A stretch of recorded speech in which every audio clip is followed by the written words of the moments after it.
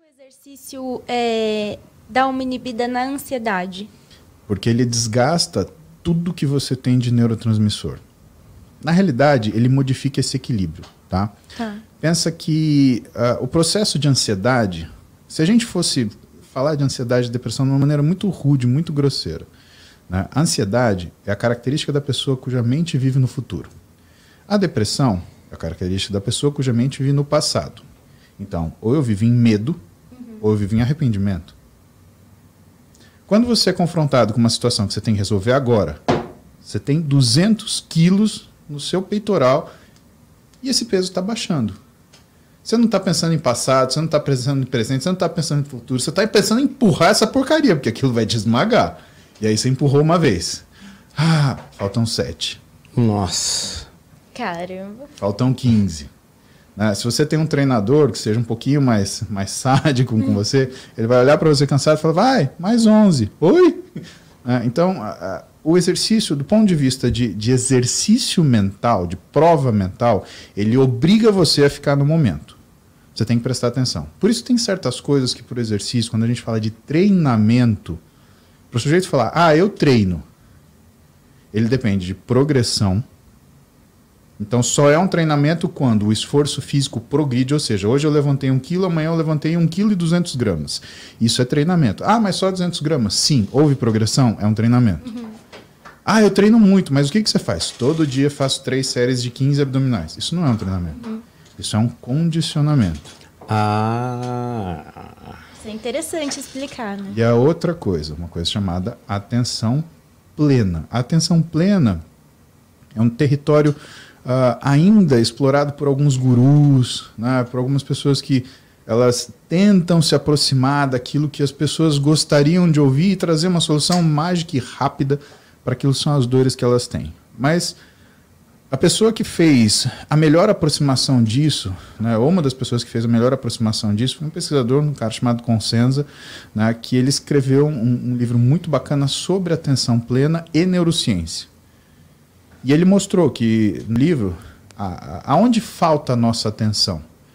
E o exercício físico, no modo treinamento, é uma coisa que necessita de atenção plena. Como eu falei para você, Bianca, você tem 200 quilos descendo do seu peito. Você acha que você vai prestar atenção em alguma coisa?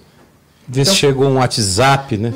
Chegou aqui, soltei. Blau, acabou. Já foi, Você arranca E outra, isso te ajuda, por exemplo, a largar determinadas coisas que chegam a criar um vício.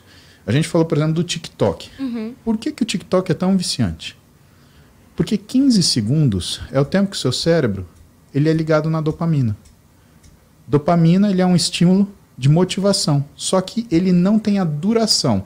Exemplo, você vê, por exemplo, na tela uma propaganda de um site de comida. Na hora você fala assim, gostoso. Por quê? Teu cérebro aceitou aquela sugestão, mandou aquele impulso de motivação, você foi no telefone e pediu.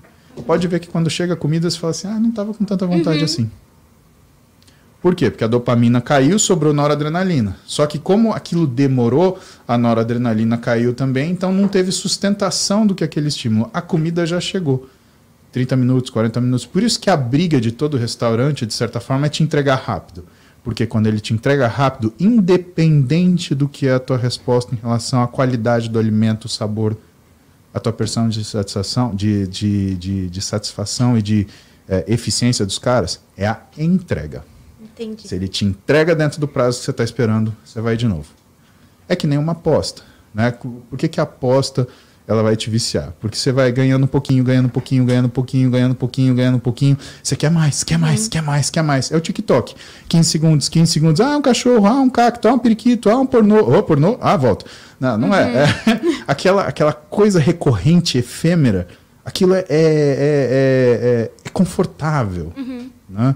Ele gera uma sensação de conveniência que o teu cérebro também gosta. Por quê? Porque ele não precisa se esforçar para trabalhar nisso. O exercício ele não tem disso. O exercício ele leva o estresse ao máximo. Então você está produzindo beta-endorfina por quê? Você já sentiu dor de treinar. Sim. O teu cérebro ele cria um mecanismo para fazer com que você consiga enfrentar essa dor. Ele libera beta-endorfina, isso é fisiologia. Né? Então a beta-endorfina não é uma coisa que, vou fazer exercício para liberar beta-endorfinas. Só se você fizer um exercício muito intenso. Por quê? Porque o mecanismo de defesa central, ou seja, do cérebro, para inibir a sensação de dor que você está sentindo, é a liberação de beta-endorfinas. Por isso que quando você tem uma dor, uma inflamação, mas treinar melhora a minha dor. Lógico que melhora. Né? Além de ter as questões locais, de inflamação local que modificam, você tem a liberação de beta-endorfina, que é um mediador, né, que funciona quase como se fosse um analgésico para isso. Isso a gente só falou de beta-endorfina. Mas no corpo você libera adrenalina. No cérebro você libera noradrenalina. Você libera dopamina para você ir para o próximo exercício. Com o tempo de treinamento, você vai acumulando serotonina, que vai te dar a sensação de prazer e satisfação. E a Michele Silva Dali ou Dal. Boa noite, queridos Matheus e Bianca. Quero perguntar para o Dr. Paulo como ter disciplina. Antes de continuar com o vídeo, se liga nesse depoimento da Maria. E eu concluí o desafio 19 dias, perdi 4,5 kg, nem acreditei quando eu vi. E o que mais me deu diferença foi quando eu olhei no espelho, que eu vi que perdi muita barriga. Então, pra quem aí tá na dúvida se compra ou não o desafio 19 dias, pode comprar, porque vocês não vão se arrepender. Se você, assim como a Maria, quer mudar o seu corpo de uma vez por todas de uma maneira fácil, simples e prática, o desafio 19 dias é pra você. Milhares de pessoas já fizeram esse desafio e obteram os resultados. Então não fique de fora, porque além desse desafio estar com promoção limitada, ele ainda te dá 7 dias de garantia incondicional, beleza? Então se você não gostar, você pode pegar o seu dinheiro de volta. Clica no link que eu vou deixar aqui na descrição e comece a mudar o seu corpo agora mesmo. Olha, disciplina, ela é um exercício, tá? Não é uma coisa que você vai saber o que você deve fazer no dia seguinte. Primeiro, para você ter disciplina, você precisa entender que a disciplina ela vem do que é a elaboração. Tá? Não adianta ter disciplina e não ter rotina. Então você vai desenvolver uma rotina. Pega 3 coisas que você tem que fazer no seu dia obrigatoriamente. E que normalmente você faz mal feito, que você faz com pressa. Essas 3 coisas, cria um horário para elas. Quando você criar um horário e tentar fazê-las, você vai descobrir que não é simplesmente chegar e fazer. Que aquilo tem um processo. Para esse processo, elabore um método. Você vai ver que essas 3 coisas no seu dia, você vai ter um método e uma eficácia. E quanto mais você fizer essas 3 coisas dessa forma que você elaborou, melhor elas vão sair. Depois que você tiver essas 3 coisas feitas, aí você vai encaixando mais uma, mais outra, mais outra. Mas olha, nunca se preocupe com a quantidade. Vamos dar um exemplo. Eu quero ler um livro, mas eu nunca consigo. Você já começou? Mas eu nunca tenho tempo. Se você lesse 3 páginas por dia, não presta. É mesmo? Num ano você leria 1000. Você leria uma enciclopédia.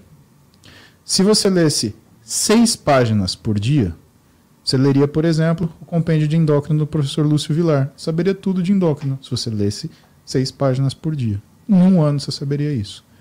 O grande problema das pessoas é que elas dão pouca importância às coisas pequenas consistentes e muita importância às coisas eventuais. Vamos falar de relacionamento. Por que os relacionamentos dão certo ou por que os relacionamentos dão errado? Eles dão certo por quê? Porque as coisas pequenas que demonstram que existe a compatibilidade de gênios, que existe essa coexistência pacífica, elas são todo dia feitas. Né? Tem a história de um netinho, ele pergunta para o avô e para a avó, o que é amor? E o avô, ele vira para o netinho, separado da avó, e fala, a parte que eu mais gosto do pãozinho francês é a ponta, mas todo dia eu corto a ponta e dou para sua avó. O netinho vai para a avó, pergunta, vó, o que é amor? Aí a avó fala assim, o pedaço que eu mais detesto do pão é justamente a ponta, mas eu como todo dia pra fazer o seu avô feliz. Fiz Matheus Ceará rir, hein? Vale um ponto. O que é amor? Eu não suporto comer aquela ponta de pão. Filha da puta do seu avô! Me dá todo dia este caralho! Isso!